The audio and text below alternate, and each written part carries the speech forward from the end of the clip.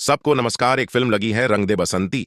11 दिन सिनेमा घर में चलने के बाद 7 तारीख को रिलीज होता है और आज है 18 तारीख। मतलब टोटली मिलाकर 11 दिन सिनेमा घर में दूसरा सप्ताह लग चुका है। इस फिल्म का बजट 9 से 10 करोड़ बताया जा रहा है। और दोस्तों, मैं सही बोल रहा हूं, 9 से 10 करोड़ इस फिल्म का बजट होता है। खेसारी लाल यादव खुद जाते हैं प्रचार करने, न जाने किस किस राज्य में, कहां किस सिनेमा घर में जाते हैं और जाकर प्रमोशन करते हैं। रंग दे बसंती की फिल्म का बजट 9 से 10 करोड़ के बीच में है। कि भोजपुरी की बड़ी फिल्म है, क्या इसमें डायलॉग था? क्या इसका फिल्म का डायलॉग एक भी ट्रेंड किया? ये तो आप ही बता सकते हैं ना। जैसे पुष्पा आया था, पुष्पा राज झुकेगा नहीं साला। आर आया था, एक बहुत बड़ी मने एक होता है।